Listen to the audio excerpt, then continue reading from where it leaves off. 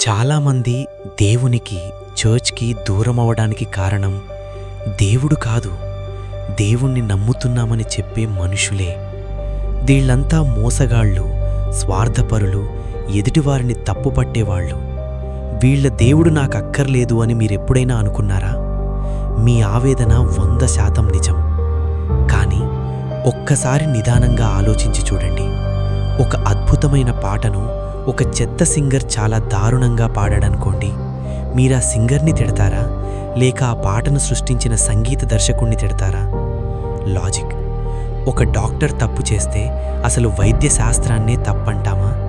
లేదు కదా. మరి మనుషులు తప్పు చేస్తే ఆ తప్పును పరిపూర్ణమైన దేవునిపై ఎందుకు నెడుతున్నారు? వాస్తవానికి చర్చ్ అనేది పర్ఫెక్ట్గా ఉన్నవాళ్ల కోసం కట్టిన మ్యూజియం కాదు. అది గాయపడిన, విరిగిపోయిన మనస్సుల కోసం ఉన్న ఒక హాస్పిటల్. బైబిల్ చాలా స్పష్టంగా చెప్తోంది, ఏ మనిషి నీతిమంతుడు కాదు అని. మతం ముసుగులో తప్పులు చేసేవాళ్లను చూసి అసలైన దేవుని ప్రేమను కోల్పోకండి. యేసుక్రీస్తు భూమి మీద ఉన్నప్పుడు ఆయన ఎక్కువగా కోప్పడింది పాపుల మీద కాదు, మతం పేరుతో వేషధారణ చేసే పండితుల మీదే. మనుషులు నిన్ను మోసం చేయొచ్చు, గాయపరచొచ్చు, కానీ సిలువలో నీకోసం ప్రాణం పెట్టిన దేవుడు నిన్ను ఎన్నటికీ విడనాడడు.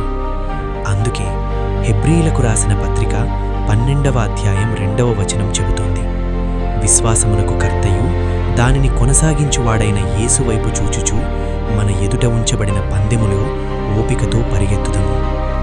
మనుషులను చూసి దేవుణ్ణి అంచనా వేయకండి. మనుషుల వైపు చూడడం ఆపేసి యేసు వైపు చూడడం మొదలుపెట్టండి. సత్యాన్ని